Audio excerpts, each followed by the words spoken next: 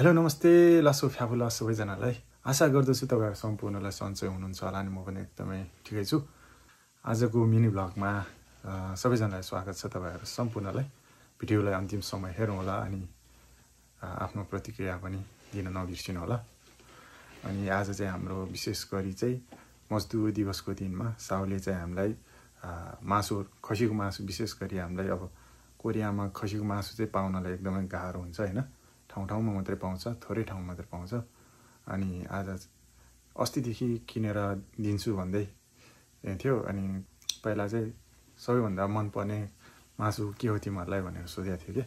हामी दुईजना छ नेपाली हैन यहाँनिर चाहिँ। अनि हाम्रो नेपालमा चाहिँ सबैभन्दा धेरै चल्ने चाहिँ खसीको मासु हो। अनि खसीको मासु चाहिँ एकदमै मन पर्छ हामीलाई भनेको।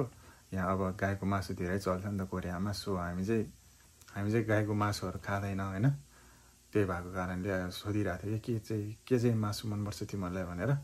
हामीले चाहिँ अनि सबैभन्दा मन पर्ने चाहिँ हामीलाई चाहिँ खसीको हो भनेर भनेको थियो। अनि किनेर दिन्छु भन्दै थियो। अनि किनेर दिएको थिएन। हिजो चाहिँ ट्याक्क भोलि आउँदैछ तिम्रो खसीको मासु फानमारी भनेको थियो। फानमारी भनेको चाहिँ एउटा बाख्राको आधी हो हैन। त्यो चाहिँ 9 केजी रहेछ। सो अहिले चाहिँ हामीले कार्नले उता हल्का लगाएको छ। अनि यहाँनिर चाहिँ पुरै राखेको छ हैन। फ्रिजमा राखेको छ 9 केजी। म देखाउँदै छु हेर्नुस् है त। तपाईहरुले यहाँ देख्न सक्नुहुन्छ हैन। पुरै 9 केजी चाहिँ 9 केजीमा हामीले 1 केजी 1.5 केजी जति उतै लग्यो होला। अनि अरु चाहिँ यहाँ राखेको छ। यहाँनिर चाहिँ हामी दुईजना मात्रै नेपाली हो नि त। सो हामी चाहिँ टाइममा मात्र खाना बनाएर खान्छौँ। पुरै भरि चाहिँ खसीको मासु आएको थियो हैन। दुईजनाको लागि चाहिँ यो चाहिँ एकदमै कति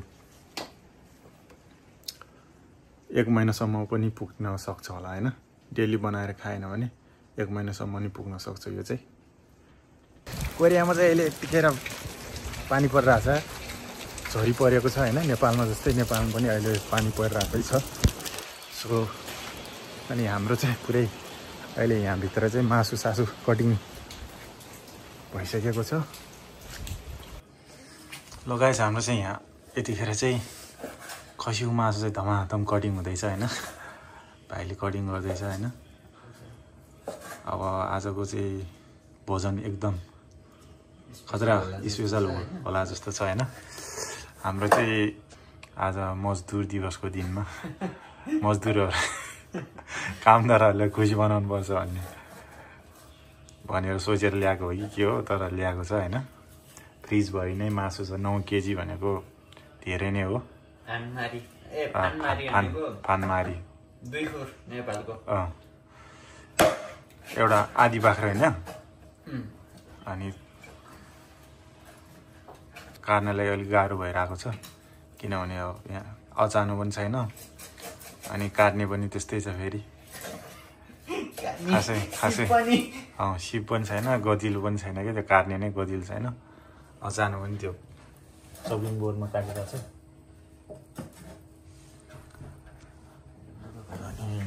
आज चाहिँ खतरा मासु भात खाइन्छ हैन।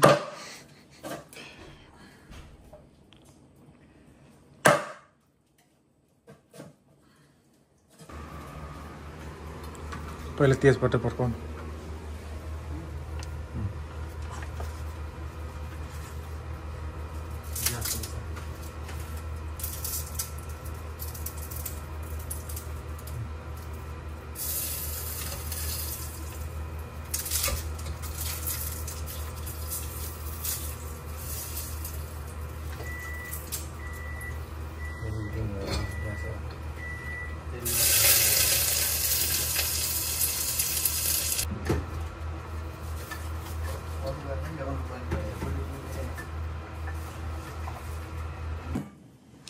ल हाम्रो चाहिँ अब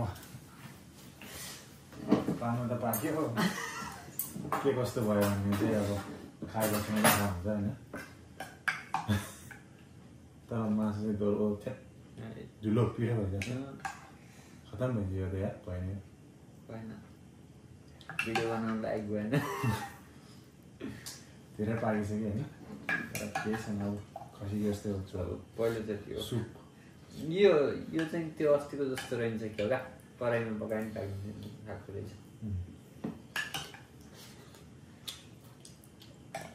अस्तिको धेरै छिपेको रहेछ यो अलि चाहिँ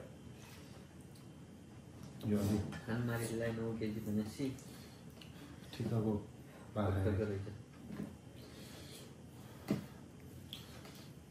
कति हजारको रे लाखको मासु त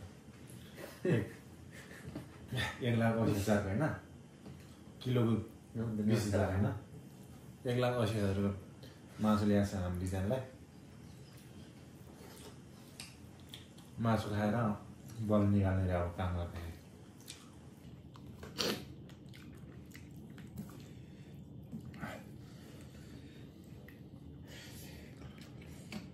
दामी पारामा खसीको मासु भने चेट हानिसक्यो होइन खसीको मासु र भात टन्न खाइसकेको छ हामीले चाहिँ यतिखेर।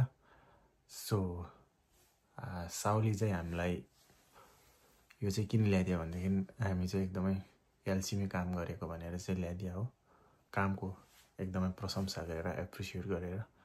सो त्यो अब अलिकति धेरै पाकेछ पाक्न चाहिँ, तैपनि स्वाद चाहिँ स्वादै थियो, स्वादिष्टै थियो।